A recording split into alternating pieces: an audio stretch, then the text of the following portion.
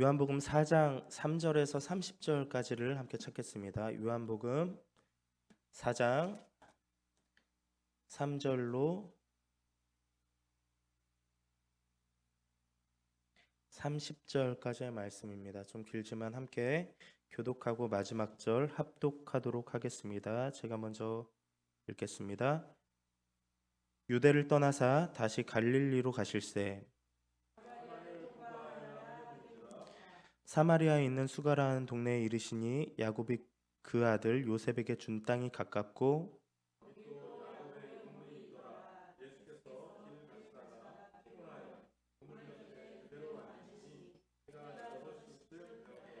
사마리아 여자 한 사람이 물을 기르러 왔음에 예수께서 물을 좀 달라 하시니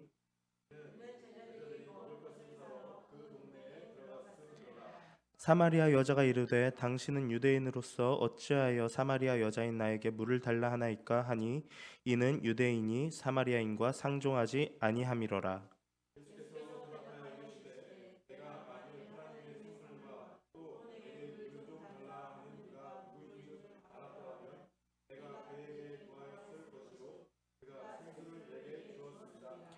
여자가 이르되 주여 물 기를 그릇도 없고 이 우물은 깊은데 어디서 당신이 그 생수를 얻겠사옵나이까.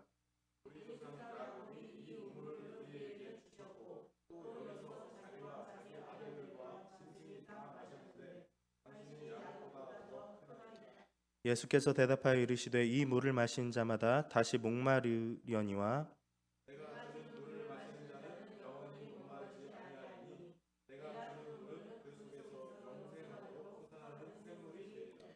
여자가 이르되 주여 그런 물을 내게 주사 목마르지도 않고 또 여기 물 기르러 오지도 않게 하옵소서.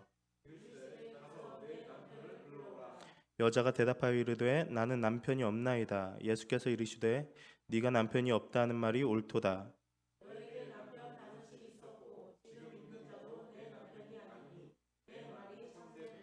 여자가 이르되 주여 내가 보니 선지자로소이다.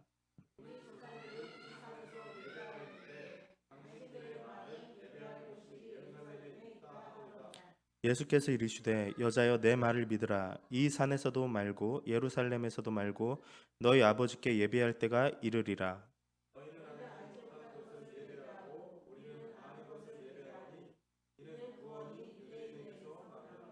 아버지께 참되게 예배하는 자들은 영과 진리로 예배할 때가 오나니 곧 이때라. 아버지께서는 자기에게 이렇게 예배하는 자들을 찾으시느니라.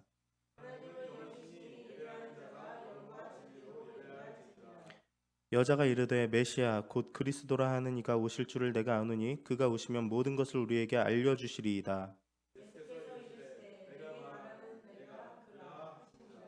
이때 제자들이 돌아와서 예수께서 여자와 말씀하신 것을 이상히 여겼으나 무엇을 구하시나이까 어찌하여 그와 말씀하나이까 묻는 자가 없더라.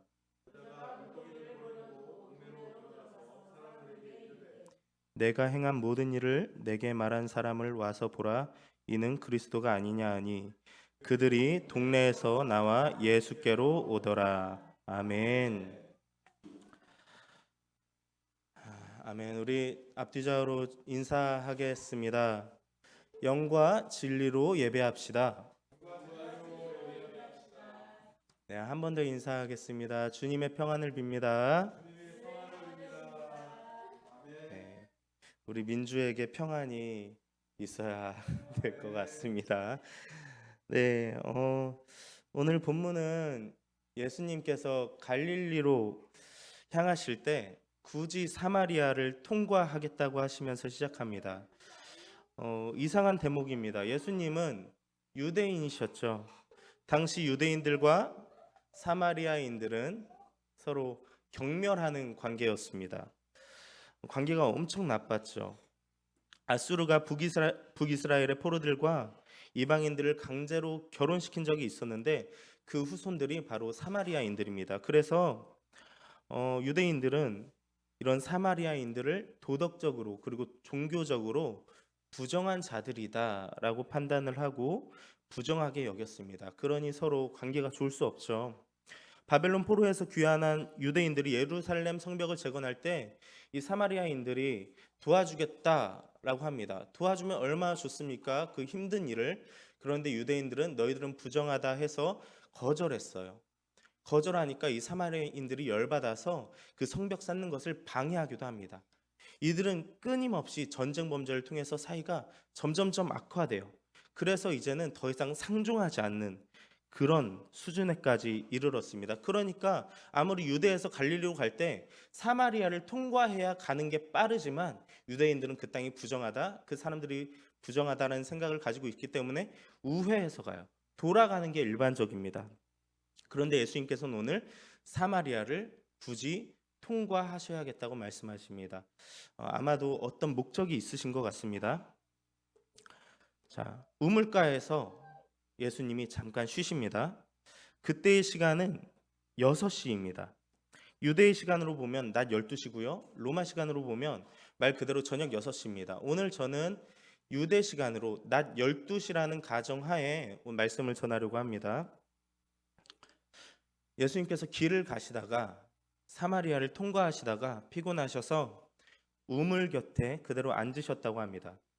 그때 사마리아 여인 한 사람이 물을 기르러 오는 것을 보고 예수님께서 그 여인에게 물을 좀 달라 합니다. 유대인은 보통 사마리아인을 멸시하고 상종조차 하지 않았기 때문에 이 사마리아 여자는 의아했습니다. 유대인이 왜 나에게 말을 걸지? 유대인이 나에게 왜 물을 달라 하지? 그때 예수님은 내가 누군지 안다면 지금 반대로 너가 나에게 생수를 구하는 입장이 되었을 거야. 그리고 나는 너에게 마르지 않는 생수를 주었을 거야 라고 말씀하셨습니다. 그 말에 여자는 또 당신은 물을 기를 그릇도 없는데 어떻게 내게 생수를 줍니까? 하면서 반문합니다. 그 반문에 예수님께서는 이렇게 말씀하십니다.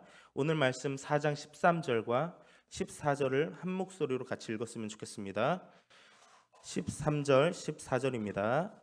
내가 주는 물을 마시는 자는 영원히 목마르지 아니하리니 내가 주는 물은 그 속에서 영생하도록 솟아나는 샘물이 되리라. 여자가 이르되 주여 그런 물을 내게 주사 목마르지도 않고 또 여기 물 기르러 오지도 않게 하옵소서. 아멘. 예수님께서 내가 주는 물은 더 이상 마르지 않는다라는 말씀을 하시니까 이 여자가 그럼 그 물을 저에게 주세요라고 말을 합니다. 그 이후에는요, 예수님은 너가 5 남편이 있었고 지금 살고 있는 남자도 네 남편이 아니라는 말씀을 하십니다. 그리고 이 말을 통해서 스스로 선지자임을 나타내십니다. 이후 사마리아 여자는 예배의 장소, 산에서 예배, 예루살렘에서 예배, 이런 이야기를 가지고 예수님과 논쟁합니다. 예수님은 그에 대한 대답으로 하나님은 영이시니 예배하는 자가 영과 진리로 예배할지니라 라고 말씀하십니다. 맥락적으로 보면 예배 장소에 대한 구애가 더 이상은 없다. 이 예배 장소에 대해서 더 이상 논할 문제가 아니다 라고 하시는 것입니다. 구약의 제사는 반드시 지정된 장소에서 지정된 제사장이 그런 형태를 가지고 무조건 그렇게 드려야 했지만 이제는 구약의 성전과 구약의 제사가 예표하던 예수님이 오셨기 때문에 십자가 대속을 하셨기 때문에 사람들을 죄에서 구원해 주실 것이기 때문에 그리고 구해 주셨기 때문에 이제 이 신약 시대에서는 더 이상 하나님을 예배하는 장소가 중요한 것이 아니라 성령으로 예배하는 것, 영과 진리로 예배하는 것이 중요한 거라고 지금 말씀을 하고 계신 것입니다.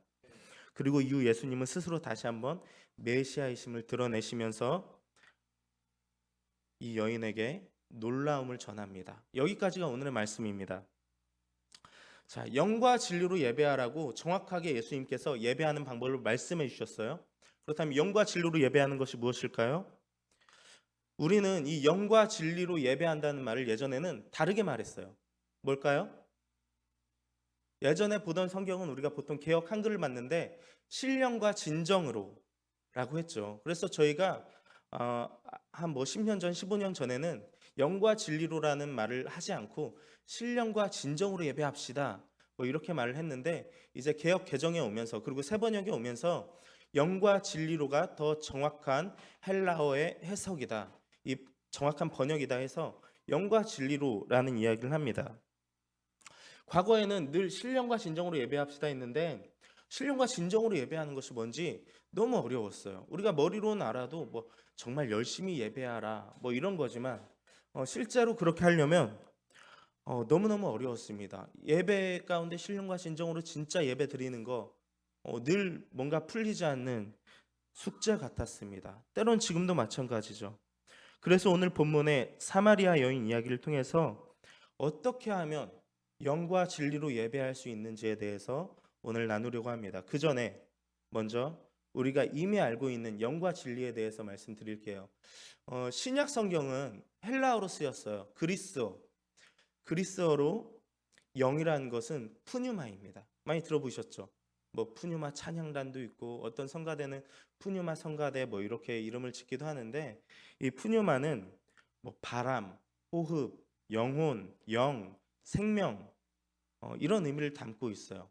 이것들은 다 뭐죠? 실체가 있어요, 없어요? 없어요. 없지만 분명히 존재합니까? 존재하지 않습니까? 실체가 없지만 분명히 존재하는 거예요. 실체가 없기에 많은 이들은요, 보지 못하고 만져지지 않는다고 해서 믿지 못한다고 합니다. 하지만 이것은 어리석은 답변이에요. 하나님은 우리의 차원 넘어, 우리의 생각 넘어, 우리의 영역 넘어 저 위에 계십니다. 우리랑 같은 수준이 아니세요. 외국에서 하나님의 실체를 두고 논쟁하는 영상을 본 적이 있습니다. 하나님이 과학적으로 설명되지 않고 실체를 볼 수 없기에 결론적으로 하나님은 없다라고 주장하는 사람 앞에서 어떤 사람이 이런 대답을 했어요. 굉장히 인상적이었습니다. 컴퓨터를 만든 사람이 컴퓨터 안에 들어가 있지는 않습니다. 라고요. 컴퓨터를 만든 사람이 컴퓨터 안에 들어가 있지는 않습니다. 마찬가지로 하나님은 세상을 만드시고 인간을 창조하시고 지금도 살아 역사하시지만 우리가 사는 세상 안에 제한되거나 고정되어 있는 분이 아니라는 것입니다.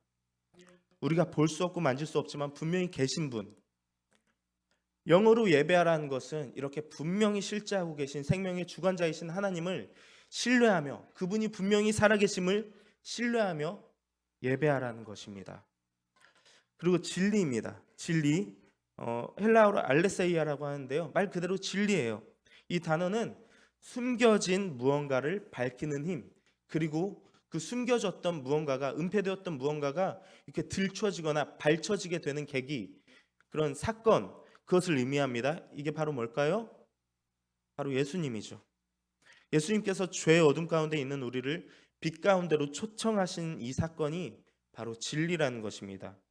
요한복음 14장 6절에 보면 내가 곧 길이요 진리요 생명이니 나로 말미암지 않고는 아버지께로 올 자가 없느니라 말씀하고 계십니다. 예수님의 피를 통해서만 우리가 예수님을 영접해야만 구원을 얻을 수 있다는 사실이 바로 진리입니다. 영과 진리로 예배라는 것은 결국 영적인 하나님을 영혼 깊숙한 곳에서부터 신뢰하고 사모하는 마음으로 예배해야 하며 우리를 죄에서 구원하신 예수님을 믿고 감사하며 예배하라는 것입니다. 이해되시나요? 근데 사실 다 알고 있었잖아요. 영과 진리로 예배하라. 그런데 여전히 어렵잖아요. 그래서 오늘 사마리아 여인의 모습을 통해서 정말로 영과 진리로 예배하는 것이 어떤 것인지, 그리고 그렇게 예배하면 어떤 열매가 있는지 그것에 대해서 제가 지금부터 말씀드리려고 합니다. 예수님께서 사마리아 여인의 그 대화 가운데 예배하는 방법을 너무 명확하게 정리해 주셨거든요. 예수님께서는 낮 12시 그 뜨거운 시간에 수가라는 동네에 야곱의 우물 곁에서 계획적으로 한 여인을 기다리십니다. 굳이 사마리아를 지나야겠다고 말씀하시면서 들른 곳이 바로 그곳이었습니다. 왜 가셨을까요? 마음 아파하고 있는 한 사람 만나려고요. 오늘도 공허해하고 있고 오늘도 슬퍼하고 있고 오늘도 사람들의 수군거림을 피해서 아무도 물을 길러 나가지 않는 그 시간에 땀을 뻘뻘 흘리면서 살갗이 벗겨지도록 그런 상황에서도 그 시간에 그때에 돌아다녀야만 했던 그 한 영혼을 만나시기 위해서 굳이 사마리아에 가십니다. 중동에 가보진 않았지만 중동의 이 한낮의 이 날씨는 정말 살인적이래요. 그 시간엔 누구도 일하지 않고 물조차 길러 나오는 사람이 없을 정도로 그 태양볕이 너무너무 뜨겁다고 합니다. 하지만 오늘 본문의 사마리아 여인은 사람들의 수군거림을 피해서, 사람들의 따돌림을 피해서 그 시간에 물을 길러 나왔습니다. 왜일까요? 삶에 문제가 있었거든요. 남편이 5이나 있었어요. 그리고 지금도 누구와 같이 살아요. 그런데 그 사람도 예수님 말씀에 남편이 아니래요. 사마리아 여인은 인정해요. 맞아요. 저 남편이 5이나 있었고 지금 사는 이 남자도 제 남편이 아닙니다. 이 수가라는 동네 사람들이 이 사마리아 여인에게 늘 이렇게 흉봤을 거예요. 저 여자는 결혼과 이혼을 밥 먹듯이 해. 남편이 자주 바뀌어. 부정한 여자야. 가벼운 여자야. 누구에게도 사랑받지 못하나 봐. 뭔가 문제가 있나 봐. 그러면서 매일매일 손가락질하고 따돌림 했을 것입니다. 그래서 이 여인은 이 대인기피증으로 인해서 최대한 사람을 만나지 않고 싶어 했습니다. 그래서 그 뜨거운 날씨에, 아무도 다니지 않는 날씨에 물을 길러 나간 것입니다. 실제로 남편이 바뀌어도 삶의 기쁨이나 만족을 찾을 수 없는 사마리아 여자였습니다. 늘 공허하고 채워도 채워지지 않는 이 마음의 빈 공간 때문에 우울하고 망가진 삶을 살고 있었을 거예요. 어디서 누구에게 기도하고 어떻게 의지해야 하는지도 잘 모르는 사람이었어요. 그래서 사람에게 기댔겠죠. 하지만 돌아오는 것은 늘 실망과 실패였겠죠. 그 마음의 병, 마음의 결핍을 채울 수가 없는 지친 인생이었습니다. 아마 어제도 울었을 것이고 오늘도 우는 마음으로 물동이 하나 들고 나왔을 거예요. 그런 인생을 오늘 예수님께서 굳이 찾아가셨습니다. 그리고 만나 주셨습니다. 그리고 영원히 마르지 않는 영생하도록 솟아난 샘물을 선물해 주셨습니다. 이게 예수님의 사랑입니다. 우리가 예수님을 어떻게든 찾아내고 어떻게든 발견해내고 이래야만 회복이 있고 치유가 있을 것으로 생각해요. 하지만 우리의 모든 것을 알고 계신 예수님께서 오히려 우리를 찾으십니다. 우리가 지나는 시간과 그 장소에 먼저 도착하셔서 우리를 기다리고 계십니다. 굳이 우리를 찾아오십니다. 왜요? 사랑하니까요. 안아주고 싶으니까요. 영원히 목마르지 않는 그 생수를 주고 싶으시니까요. 사마리아의 여인을 기다리시고 만나주시고 구원을 주셨던 그분이 바로 우리의 예수님입니다. 우리 예수님은 우리의 삶 가운데 지금까지도 수없이 찾아오셨었고 주님의 때에 주님의 방법으로 우리를 또 기다리시고 만나주실 것입니다. 이 사랑을 기억하며 이 사랑을 기대하며 예배하는 것이 영과 진리로 예배하는 것일 줄 믿습니다. 저는 되게 이성적입니다. 계산을 되게 따집니다. 그래서 예수님을 인격적으로 믿는 데까지 되게 오랜 시간이 걸렸습니다. 남들보다 정말 오래 걸렸습니다. 누가 예수님이 널 사랑하셔라고 말하면 누군가가 아니라 하나님께서 저에게 내가 널 사랑한다라고 말씀하시더라도 저는 그 증거를 찾아요. 날 사랑한다고 했는데 그 증거가 무엇일까? 삶에 예수님께서 나를 사랑하는 흔적이 별로 없는 것 같아요. 힘든 일만 있는 것 같아요. 그런데 기도하다 보면 딱 한 가지 남습니다. 뭘까요? 바로 예수님의 십자가 사랑. 맞습니다. 예수님의 십자가 사랑 하나 남습니다. 우리의 어떠함과는 상관없이 죽기까지 사랑하셔서 구원을 주신 예수님의 사랑, 이미 우리를 용서하시고 선택하시고 불러주신 그 예수님의 사랑이 바로 십자가입니다. 우리가 영과 진리로 예배하는 것, 바로 이미 주신 십자가의 사랑에 감사해서 예배하지 않을 수 없는, 찬양하고 기도하지 않을 수 없는 그 심령으로, 뜨거운 심령으로 예배드리는 것이 바로 영과 진리로 예배하는 비결이라고 생각을 합니다. 소망 없는 우리를 기다리시고 만나 주셔서 영원히 마르지 않는 생수를 주신 예수님을 기억하며 영과 진리로 예배할 수 있는 우리가 되기를 소망합니다. 그렇게 우리가 영과 진리로 예배를 하면요, 우리는 우리 손에 쥐고 있는 물동이를 버리게 될 거예요. 삶에서 내 육의 만족을 채워주던 것들, 예수님보다 우선순위가 되었던 것들, 정말 중요하다 생각했던 것들, 그것들을 다 버릴 수 있게 됩니다. 4장 28절의 말씀에 보면 여자가 물동이를 버려두고 동네로 들어가서 사람들에게 이르되 라고 기록되어 있습니다. 영과 진리로 예배하면서 예수님의 사랑을 경험하게 되면 더 이상 우리 육신의 만족을 채우려고 아등바등하는 삶이 되지 않습니다. 세상의 쾌락들, 목숨 걸고 지키려고 했던 예수님이 아닌 그 무언가를 우리는 내던지게 될 거예요. 메시아를 만났던 사마리아 여인처럼요. 그리고 우리는 이렇게 변화되게 될 것입니다. 사마리아 여자는 평소에 자기를 흉보고 따돌리고 수군거렸던 그 이웃 사람들에게 가서 복음을 전합니다.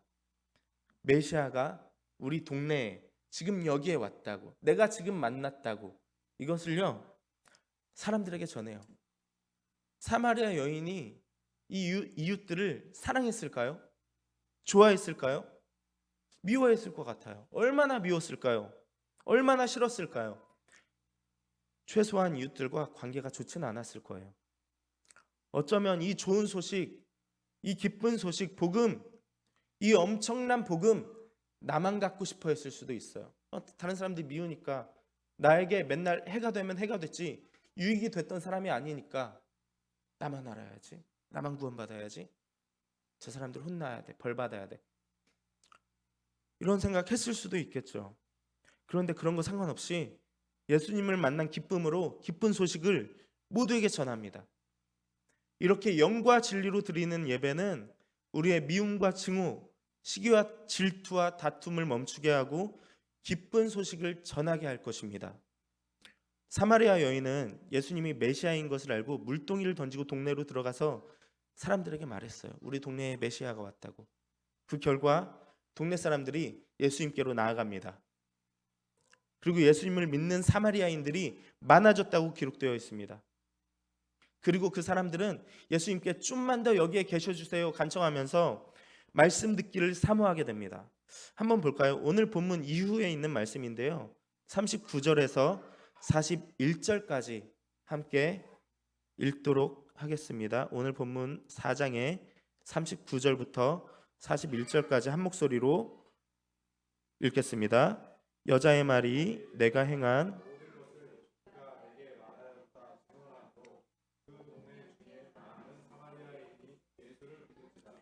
사마리아인들이 예수께 와서 자기들과 함께 유하시기를 청하니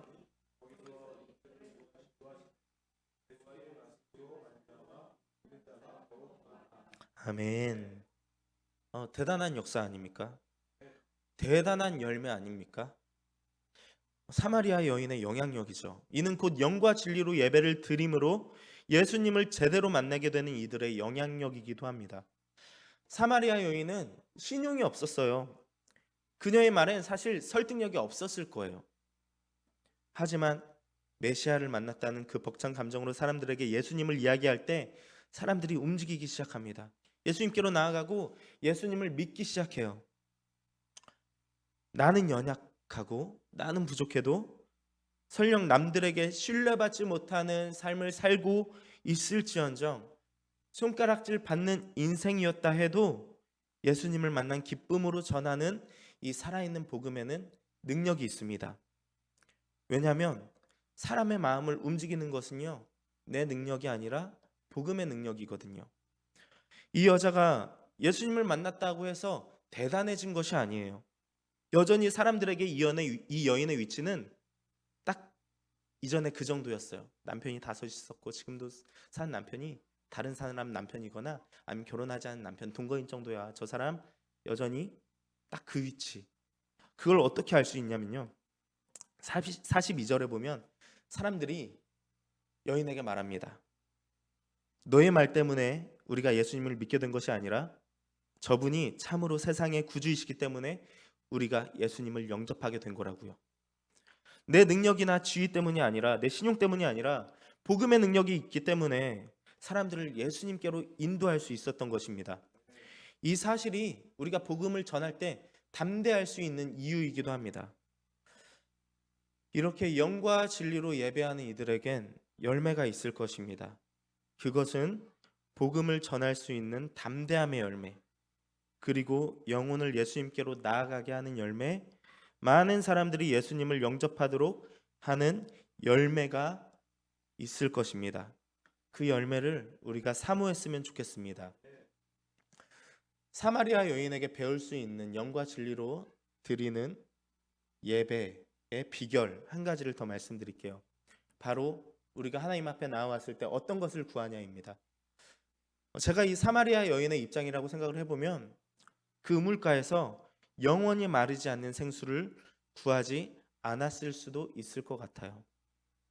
당장 목마름을 해결해 줄 수 있는 우물이 바로 앞에 있어요. 제가 지금 이렇게 설교를 하다가 목이 엄청 실제로 입이 바짝바짝 마르는데 목이 엄청 말라요. 지금 이 한 입을 먹지 않으면 죽을 것 같아. 진짜 그런 마음이 들 때도 있어요. 너무 갈증이 나고 입을 적시고 싶은 생각이 있어요. 그런데 예수님께서 지금 오셔서 네 손 하나 들어줄게 하면 제가 이물 주세요 하겠습니까? 제 목마름 해결해 주세요 하겠습니까? 아니죠. 제가 기도하는 것들, 제가 삶의 문제들, 필요했던 것들 말씀드리겠죠. 그런데 사마리아 여인은 그렇게 하지 않았어요. 사마리아 여인은 우물 바로 앞에서 예수님 만났어요. 그런데 육의 것을 구하지 않았어요. 그 목마름을 채워달라고, 육의 목마름을 채워달라고 구한 것이 아니에요. 목이 말랐으면 일단 물 마시고 그 다음에 이렇게 말했을 것 같아요. 제가 사마리아 여인이었다면 좋은 남편 주세요. 안정적인 가정 주세요. 사마리아 여인의 가장 큰 삶의 문제는 가정이었으니까요. 남편의 문제였으니까요. 그리고 그 문제들로 인해서 사람들에게 손가락질 받는 게 너무너무 싫었을 테니까요. 그런데 사마리아 여인이 구한 것은 예수님이 주고자 하는 것을 받는 거였어요. 그것은 영원한 생수였습니다. 나만 바라봐주는 좋은 남편 아니었어요. 안정적인 가정 아니었어요. 돈과 명예도 아니었습니다. 손가락질 당하지 않는 아무도 모르는 곳으로의 이사도 아니었어요. 더 이상 마르지 않는 생수를 달라고 합니다. 더 이상 내 영혼이 헛된 것을 쫓지 않도록, 육의 것, 세상의 것을 쫓지 않도록 영생하도록 솟아나는 샘물, 그것을 주라고 예수님께 간구합니다. 무엇이든지 해줄 수 있는 신 앞에서, 하물며 지금 이 대사는 예수님이 메시아인지 누구인지 지금 긴가민가 하는 상태거든요.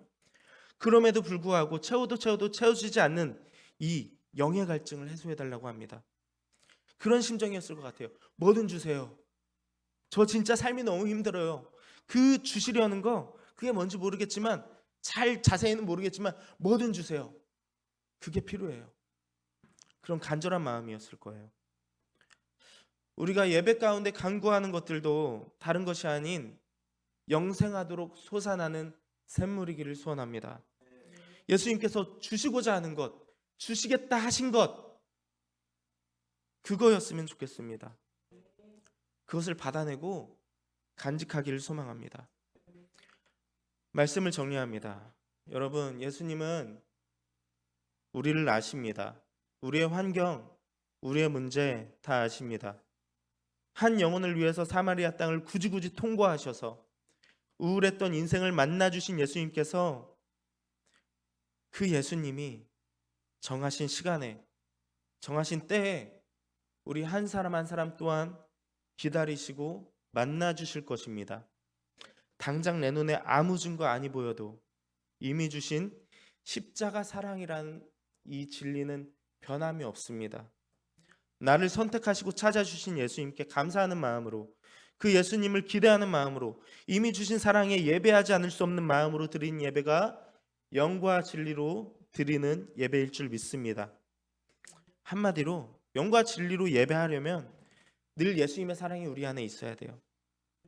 우리를 기다리시고 찾으시는 그 예수님께로 매일 나아가셔서 영과 진리로 예배하는 우리 모두가 되기를 바라고, 그 열매 보는 인생들이 되시기를 소망합니다.